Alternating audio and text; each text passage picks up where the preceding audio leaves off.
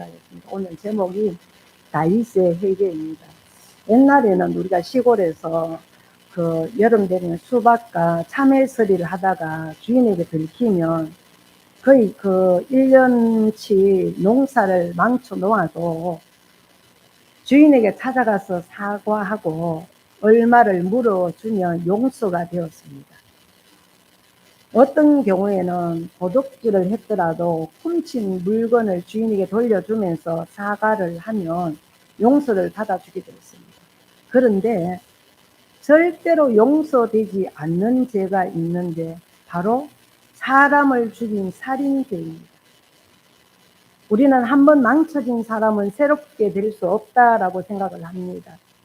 또한 죄를 짓고 인생을 망친 사람은 계속 그런 삶을 살 수밖에 없다고 여깁니다. 그러나 하나님은 이스라엘 백성들에게 놀라운 축복을 주셨습니다. 그것은 누구든지 죄를 자복하고 피해 제사를 드리기만 하면 죄사함을 받고 새로운 인생을 살 수 있는 자격을 주시는 것입니다. 사형에 해당하는 이 간음과 청부살인죄를 저지른 다윗은 1년 가까이 회개하지 않았습니다. 그러나 하나님은 만일 이 죄가 저절로 터지면 다윗이 죽어야 하는 것을 아셨기 때문에 다윗이 그 입으로 죄를 자백할 수 있도록 1년 뒤에 나단 선지자를 보내주셨습니다. 이걸 보면서 제가 이 말씀을 준비하면서 생각하는 것은 하나님께서 결국은 하나님의 피조물인 우리를, 사람을 굉장히 사랑하신다는 것을 알 수 있습니다. 왜 하나님은 다윗을 죽이지 않고 살려주셨을까요? 다윗이 왕이기 때문에 눈 감아주신 것일까요? 하나님은 왕에게는 더 무거운 책임을 묻는 분이시므로 다윗이 왕이기 때문에 받은 것이 아닙니다. 하나님이 다윗에게 특혜를 베푸신 이유는 다윗이 어떤 사람인가를 알았어요. 다윗이 회개할 수 있는 사람이라는 걸 아셨기 때문입니다. 다윗이 회개하지 않고 버티는 것은 도저히 하나님 앞에서 회개할 용기가 없어서이지 자기가 옳다고 생각해서 1년 동안 회개하지 않은 것은 아니었습니다. 사실 많은 사람들이 하나님 앞에서 회개하고 싶어도 자신이 뻔뻔스럽게 여겨지고 하나님께 또 미안해서 용기를 내지 못하는 경우가 많습니다. 이럴 때에도 하나님은 무한한 자비로 기다려 주십니다. 다른 하나는 다윗에게는 말씀을 붙들고 말씀대로 살아가야 되겠다는 이 신앙이 있었습니다. 말씀을 붙드는 이 신앙의 특징은 우리가 죄만 짓지 않으면 하나님이 모든 것을 책임져 주신다는 것입니다. 우리가 하나님의 말씀을 붙들면서 교만하지 않고 죄를 짓지 않으면 반드시 하나님의 축복을 받습니다. 다윗처럼 설령 죄에 빠졌다 하더라도 자기 죄를 미워하고 하나님 앞에서 울면서 자백하고 매달리면 하나님은 다시 한번 믿음으로 살 길을 열어주십니다. 오늘 본문 말씀은 다윗이 나단 선지자의 책망을 듣고 죄를 자복하고 철저하게 회개하는 내용을 다루고 있습니다. 다윗은 나단 선지자의 이 책망을 듣고 그 자리에서 자신의 죄를 인정을 하고 회개를 하였습니다. 13절 말씀 보겠습니다. 시작. 나단에게 이르되 내가 여호와께 죄를 범하였노라 하며 다윗에게 말하되 여호와 당신이 죽지 아니하려니와 하니 만일에 다윗이 끝까지 회개하지 않았더라면 그를 기다리고 있는 것은 죽음뿐이었습니다. 그리고 하나님의 진노의 심판으로 죽는 방법은 여러 가지가 있습니다. 예를 들면 갑자기 병으로 죽든지 아니면 부하에게 암살을 당하든지 아니면 적과 싸우다가 화살에 맞아 죽든지 하는 것입니다. 이러한 죽음은 다윗에게 기름 부어 주신 직분을 박탈하고 이 세상에서 하나님을 위하여 봉사할 수 있는 모든 기회를 빼앗아 가시는 것입니다. 우리는 죄가 수치스러운 것인 줄 깨닫고 멀리 할 줄 알아야 됩니다. 그러나 욕심의 눈이 먼 그 순간에는 미치기 때문에 이런 것이 도무지 눈에 들어오지 않는 것입니다. 우리가 어떤 것에 너무 집착하며 교회에 나와 하나님 예수 그리스도를 나의 구주로 영접하고도 이런 것들이 눈에 들어오지 않는다는 것입니다. 하나님은 비록 다윗이 용서받을 수 없는 죄를 지었지만 다윗의 직분을 박탈하거나 그를 죽게 하는 것을 기뻐하지 않으시고 한 번 더 기회를 주기 원하셨습니다. 왜냐하면 다윗을 불쌍히 여기셨기 때문입니다. 사실 모든 사람들이 죄에 빠지는 것은 욕심 때문에 미치기 때문입니다. 야고보서 1장에서 그 말씀 나오잖아요. 욕심이 잉태한 적 죄를 낳고 죄가 장성한 적 사망을 낳는다고. 사람이 제정신이라면 도저히 이런 엄청난 죄를 지을 수가 없습니다. 다윗도 육체의 정욕에 빠져서 미쳤기 때문에 왕의 직분이나 신뢰 같은 것을 다 저버리고 죄를 지었던 것입니다. 그러나 한 번 죄를 짓고 난 후에는 다윗은 사망의 올무에 걸려들었고 자신의 힘으로는 도저히 그 올무에서 빠져나올 수가 없었습니다. 그래서 다윗은 반드시 죽을 수밖에 없었고 다윗 자신도 그 사실을 잘 알고 있었습니다. 죄의 사슬과 사망의 올무가 너무 강하고 질겨서 다윗 스스로 힘으로는 끊어낼 수가 없었던 것입니다. 야고보서 1장 15절 말씀에서 말씀하잖아요. 욕심이 잉태한 자 죄를 낳고 죄가 장성한 자 사망을 낳느니라. 그런데 이 사망의 올무를 끊는 것이 다윗의 자백으로부터 시작이 되었습니다. 사망의 올무를 끊는 것이 어려운 것이 아니라 내가 죄인입니다 고백하는 그 순간에 이 죄의 사슬이 끊어졌습니다. 다윗이 하나님 앞에서 제가 바로 그 죄인입니다 라고 자백을 했을 때도 놀랍게도 사망의 올무가 끊어지면서 다윗이 살 수 있는 길이 생기게 되었습니다.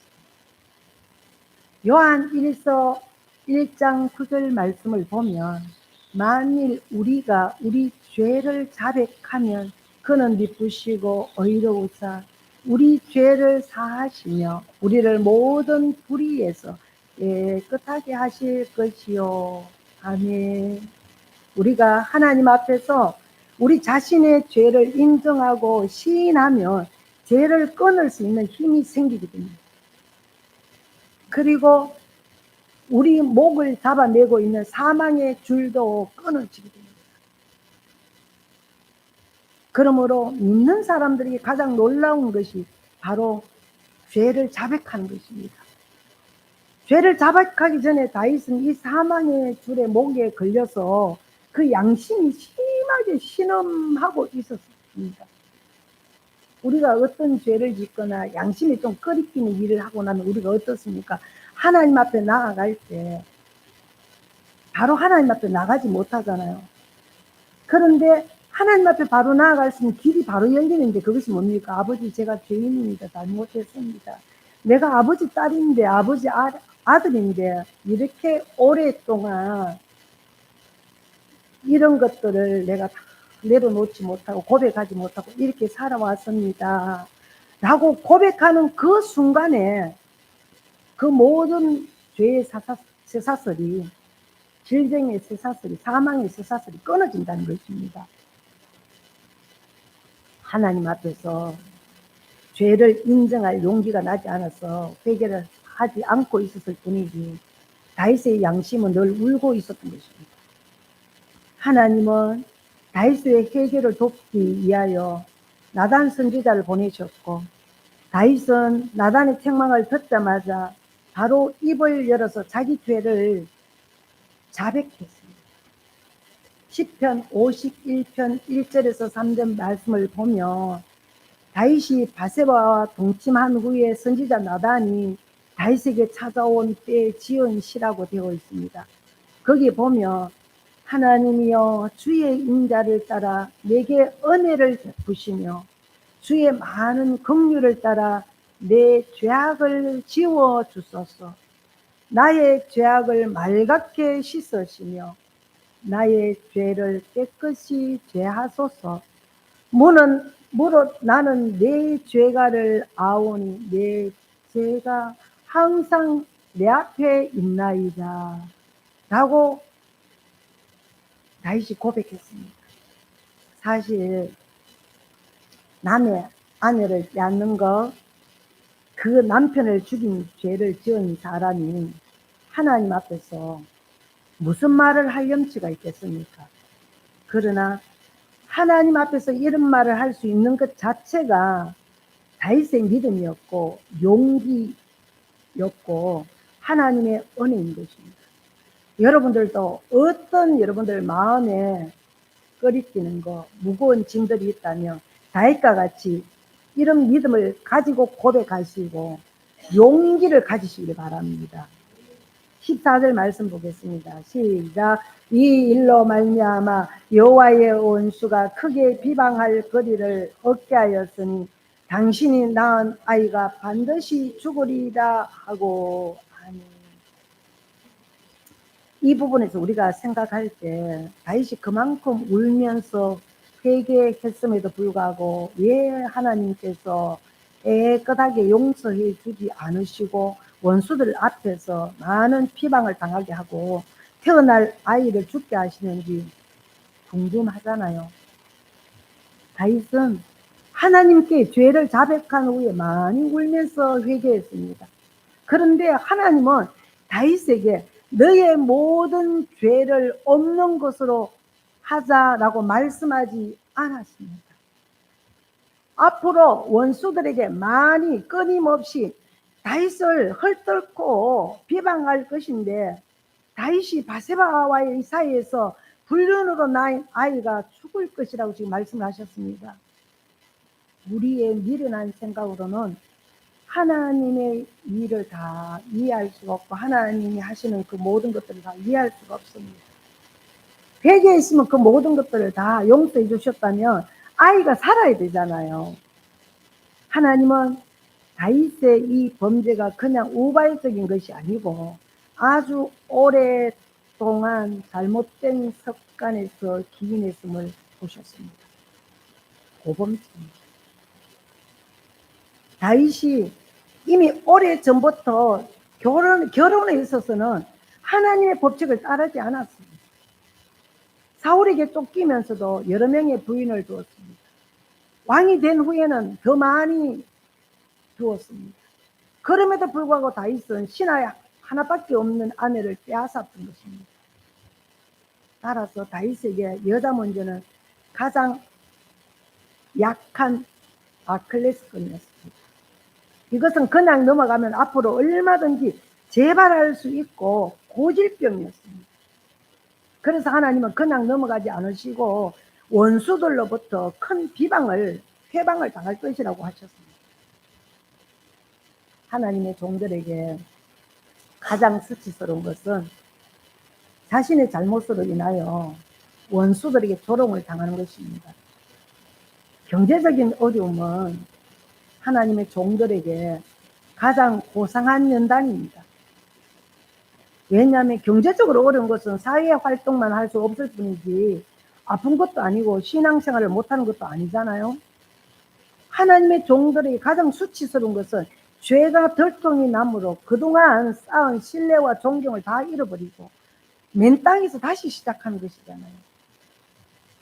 이를테면 존경받는 목사님이 지은 큰 죄가 덜통이 나서 온 신문이나 텔레비전 뉴스에서 떠들어댄다면 그가 다시는 얼굴을 들고 다니지 못할 것이잖아요.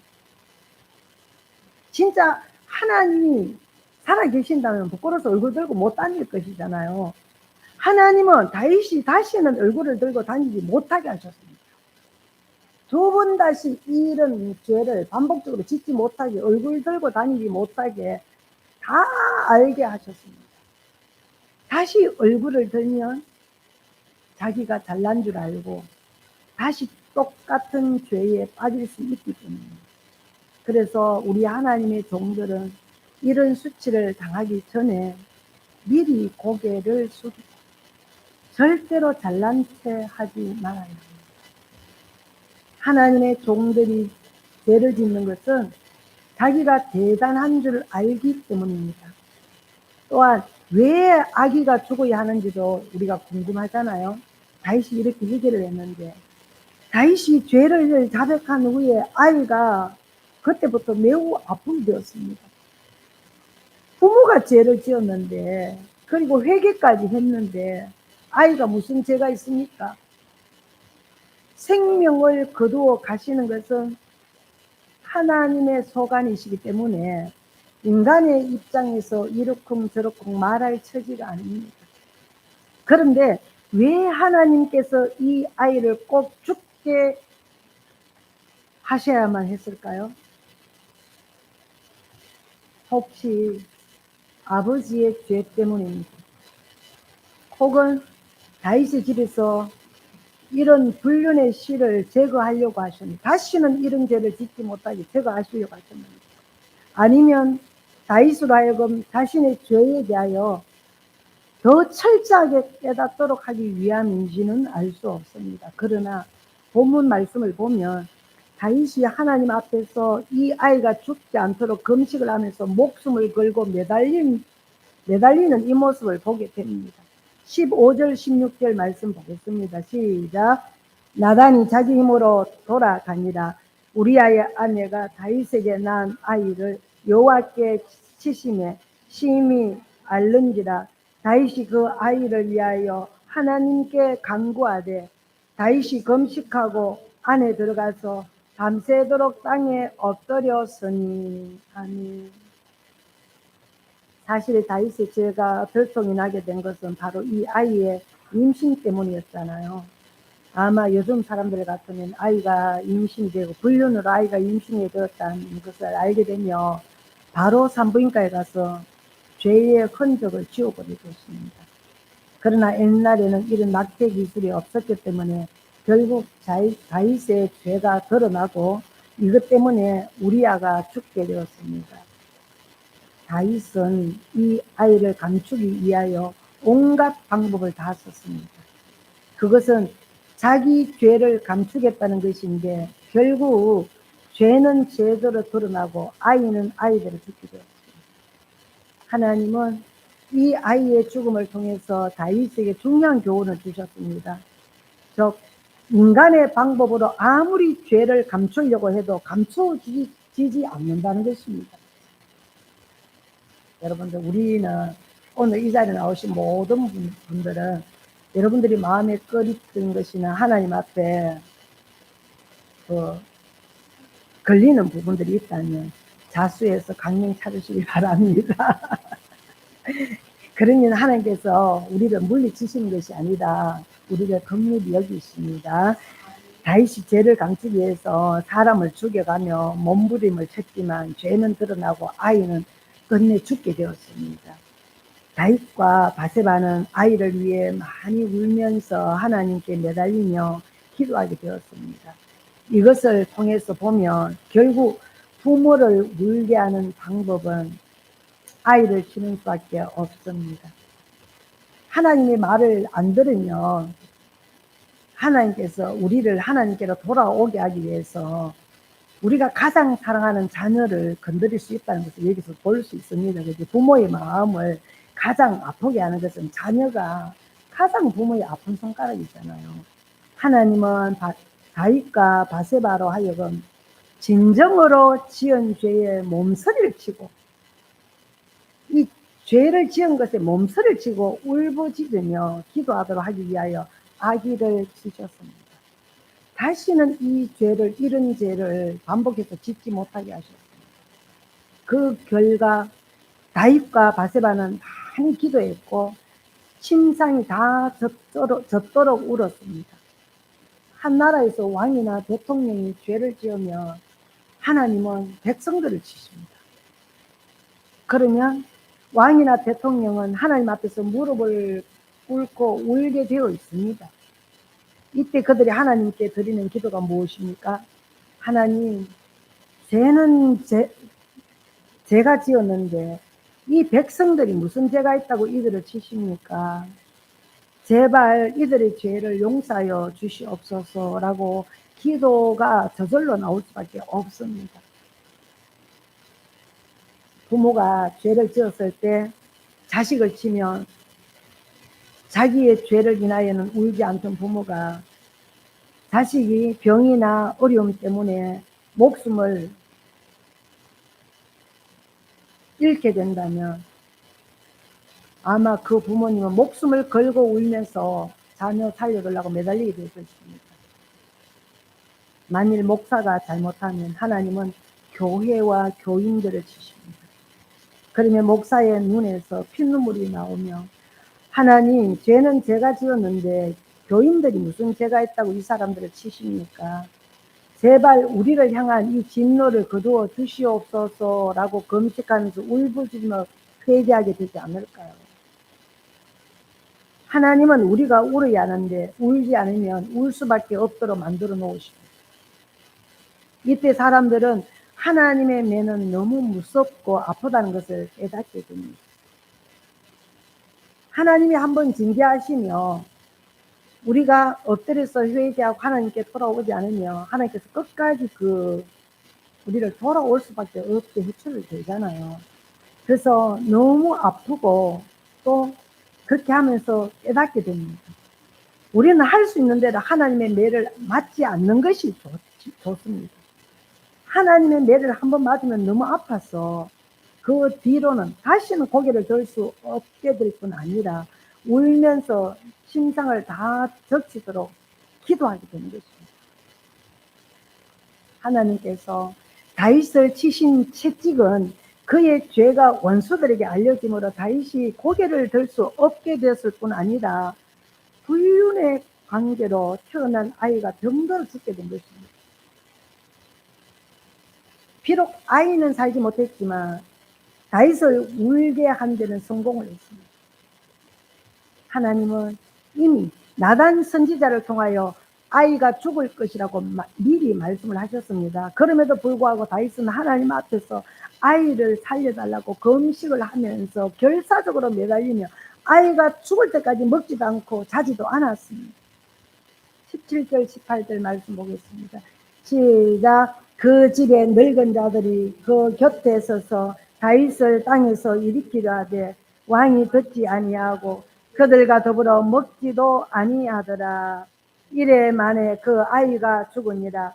그러나 다윗의 신하들이 아이가 죽은 것을 왕에게 아뢰기를 두려워하니 이는 그들이 말하기를 아이가 살았을 때에 우리가 그에게 말하여도 왕이 그 말을 듣지 아니하셨나니 어떻게 그 아이가 죽은 것을 그에게 아릴 수 있으랴. 왕이 상심하시리로다 하니라. 다윗의 신하들은 아이가 죽었다는 소식을 전하면 다윗 왕이 너무 슬퍼해서 따라 죽기라도 할 것처럼 생각을 했습니다. 그러나 다윗은 사람들 생각하고 완전히 달랐습니다. 다윗은 그런 생각으로 아이를 위하여 금식한 것이 아니었습니다. 다윗은 신하들이 수군거리는 것을 보고 아이가 죽은 것을 깨닫고는 일어나 몸을 씻고 여호와의 전에 들어가 경배하고 궁에 가서 음식을 먹었습니다. 이것을 보고 신하들은 참으로 이상하게 생각했습니다. 다윗이 이 아이를 사랑한 것은 사실이었습니다.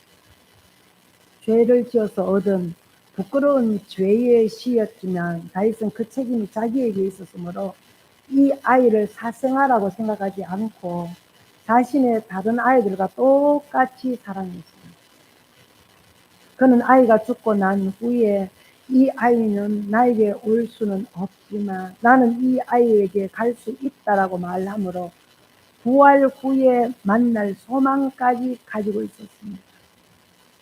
다윗은 하나님의 긍휼이 너무 커셔서 아무리 죽은 아이라 하더라도 울면서 매달리면 살려주실 수 있다는 것을 믿었습니다. 물론 살려주시느냐 살려주지 않으시냐 하는 것은 하나님이 결정하실 일이지만 아이가 죽기 전까지는 살 수 있도록 열심히 울면서 금식하면서 기도를 했습니다. 다윗은 자기도 죽을 수밖에 없는 죄인이었는데 하나님이 살려주셨듯이 하나님께서 원하시면 얼마든지 아기를 살려주실 수 있다고 믿었습니다. 또한 다윗은 하나님이 반드시 이 아이를 살리셔야 한다고 고집은 부리지 않았지만 아이의 숨이 완전히 넘어가기 전까지는 기도로 하나님께 매달렸습니다. 여러분들 혹시 질병을 가지고 있습니까? 혹시 여러분들 문제가 있습니까? 그러나 그 문제가 해결될 때까지, 치료될 때까지 여러분들 하나님 앞에 기도로 매달려 보시길 바랍니다. 이러한 사실은 우리에게 좋은 교훈을 주고 있습니다. 죽을 병으로 고통받고 있었다면 다윗이 이 자세로 기도하는 것이 옳습니다. 즉 우리는 두 가지 가능성을 우리가 생각해 봐야 합니다.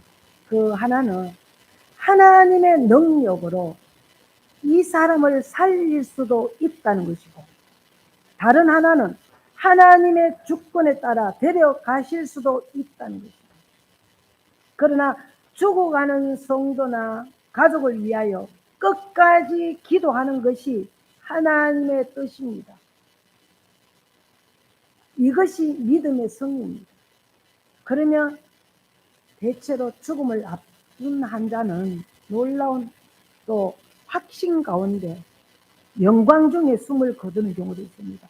질병은 치료될 수도 있고 치료 안 될 수도 있지만 그러나 믿음으로 끝까지 기도하며 그 환자가 죽는다 하더라도 확신 가운데 예수 그리스도가 나의 구주라는 거, 내가 비록 죽지만 내 영은 하늘나라에 간다는 이런 확신을 가지고 갈 수 있다는 것입니다. 하나님은 다윗을 심히 아프게 치신 후에 그의 상처를 사메어 주셨습니다. 하나님은 두 가지 방면에서 다윗을 유일하고 축복을 하셨는데, 하나는 바세바를 통하여 더 많은 자녀를 주신 것입니다. 24절 25절 말씀 보겠습니다. 시작. 다윗이 그의 아내 바세바를 위로하고 그에게 들어가 그와 동침하였더니 그가 아들을 낳으며 그의 이름을 솔로몬이라 하니라.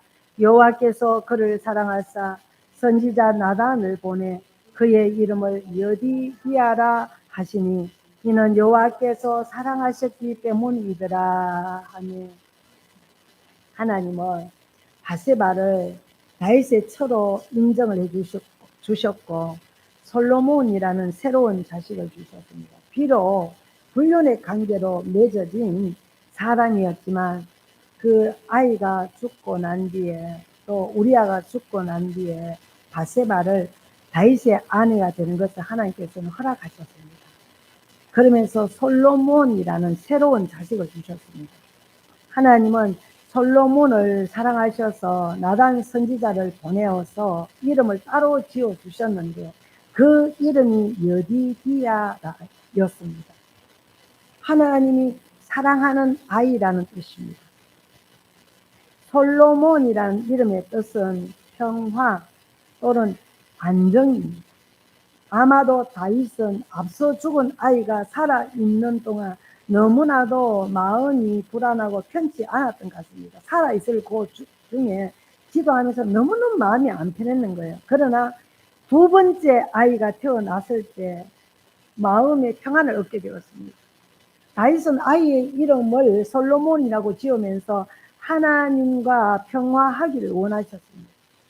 그런데 하나님께서는 선지자를 따로 보내어서 그 아이의 이름을 여디디아라고 부르시면서 이미 평화가 임했으며 그 아이를 사랑한다고 선언해 주셨습니다.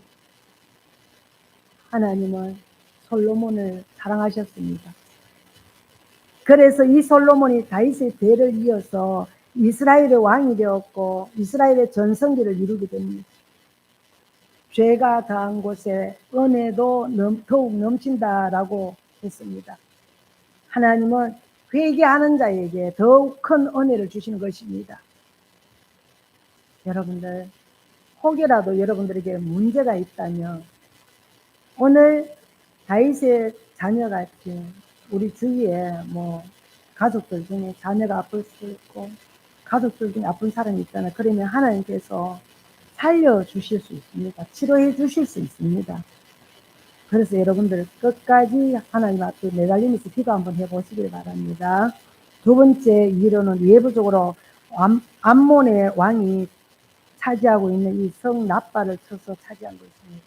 요압은 납바를 공격하다가 그에 함락하게 되자 다윗 왕을 불러서 이 성을 최종적으로 정복할 것을 알렸습니다. 옛날에는 성을 정복하고 나면 함락시킨 장수의 이름으로 남게 되는데 장수의 이름을 기록한다는 것입니다. 요압은 그 성이 자기 이름으로 남는 것을 원치 않았습니다. 이것은 요압의 바른 태도였습니다. 모든 것은 왕의 이름으로 정복되어야 하는 것입니다. 다윗은 모든 남은 군사들을 다 이끌고 가서 랍바를 정복했습니다. 그런데 놀라운 것은 암몬 왕의 왕관이었습니다. 이 왕관에는 보석이 박혀 있는데 그 무게가 금 1달란트였습니다. 금 1달란트라고 하면 약 30kg 정도 됩니다. 사람들은 과연 이 무거운 왕관을 다윗이 계속 쓰고 있을 수 있었겠느냐 하는 이 의심을 해보기도 합니다. 어쨌든 다윗이 암몬에서 빼앗은 성도 빼앗았지만 빼앗은 그 왕관은 세계에서 가장 무거운 황금 왕관이었습니다. 다윗은 이전의 수치를 암몬과의 전쟁에서 회복했습니다. 하나님이 주위의 사람들에게 비방거리가 되고 그 이야기가 불륜의 아이가 태어났는데 하나님의 징계도 그 아이가 죽었다는 이 모든 소문이 주위 이웃 나라에 다 전해졌잖아요. 그런데 암몬과의 전쟁에서 단번에 하나님께서 회복시켜 주셨습니다. 다윗은 암몬 족속들을 모두 끌어내어서 톱질과 서래질과 도끼질과 벽돌 굽는 일을 하게 했습니다. 이들은 다윗이 보낸 사절단에게 수치를 주어서 돌려보냈던 나라였습니다. 왜? 다윗이 한 행동이 이웃 나라에게도 그 나라 안에도 다 소문이 났잖아요. 그래서 사절단을 보내면 비방하면서 수치를 줘서 돌려보냈다는 것입니다. 다윗은 그들을 우방국에서 노예의 나라로 전락시킴으로 자신의 위상을 상당 부분 회복할 수 있었습니다. 결론적으로 죄가 우리를 유혹할 때 우리는 하나님 앞에서 부르짖으며 입술로 기도를 드려야 합니다. 이렇게 기도할 수 있게 되시기를 바랍니다. 그러면 우리의 어떤 명예가 바닥까지 떨어지지만 회개하고 나면 수치스럽지만 그러나 회개하고 나면 하나님께서 다 회복시켜 주십니다. 끝까지 우리를 버리시는 것이 아니라 다윗은 살인죄까지 저질렀잖아요. 그러나 회개할 때 하나님께서는 이 모든 영성을 다시 회복하게 하셨습니다. 그것이 무엇입니까? 다윗이 자기 죄를 고백하고 하나님 앞에 회개하면서 기도를 드렸다는 것입니다. 자기 죄를 인정했다는 것입니다. 이런 환경 가운데서 사람이 죽게 되었다 하더라도 끝까지 하나님의 긍휼을 구해서 우리는 기도를 해야 됩니다. 왜 기도해야 하냐면 하나님은 무섭게 치신 후에도 여전히 위로하시는 하나님이시기 때문입니다. 다시 회복시켜 주시는 하나님이십니다. 내가 바닥까지 떨어졌을 때 그대로 내버려 두시는 것이 하나님의 뜻이 아니라 우리를 다시 회복시키셔서 나를 통하여 여러분들을 통해서 하나님 나라 영광을 드러내기를 원하시기 때문에 그렇습니다. 이것이 하나님의 승리고 또 다윗의 믿음의 승리였고 또 용기였고 또 다윗의 그 정직함을 또 여기서 볼 수 있잖아요. 그래서 저와 여러분들도 그래서 하나님 앞에 우리가 가지고 있는 어떤 것을 기도하면서 때마다 하나님의 그 위로를 받을 수 있는 저와 여러분들이 되시기를 바랍니다. 기도하겠습니다. 하나님 아버지 감사합니다. 다윗은 이스라엘의 왕이었습니다. 사울 왕에서 다윗이 그 왕의 기름 부음을 받기까지 엄청난 일들이 있었습니다. 쫓겨다닐 때도 있었고 죽을 고비를 넘길 때도 있었습니다. 그럴 때마다 하나님께서 지켜주셔서 왕으로 기름 부어 주셨음에도 불구하고 한갓 여자로 말미암아 그 유혹을 이기지 못하여 살인까지 저질러서 그 불륜의 관계에서 태어난 그 아이를 하나님께서 데려가심으로 다윗은 끝까지 하나님 앞에 기도하면서 회개하였더니 그 수치스러운 잠깐이고 하나님께서 그의 명예를 회복시켜 주셨습니다. 사랑의 아버지 하나님 감사합니다. 우리 자신을 한번 돌아봅니다. 돌아보면 우리의 죄가 말씀 앞에 많이 드러납니다. 그러나 부끄러워하지 아니하고 말씀 앞에서 용기 있게 믿음으로 우리 죄를 자백하면 하나님께서는 다 용서하시고 새로운 길을 열어주시겠다고 다윗을 통하여 우리에게 그 길을 보여주셨습니다. 아버지 하나님 저희들도 그 길을 걸어갈 수 있도록 주여 도와주시옵소서. 우리의 실패와 좌절과 절망과 그 고통을 이제 내려놓고 하나님께서 허락하여 주신 새로운 길을 따라 아버지 하나님 믿음으로 승리하면서 걸어갈 수 있도록 도와주시옵소서. 예수님의 이름으로 기도드립니다. 아멘. 찬송가 295장입니다.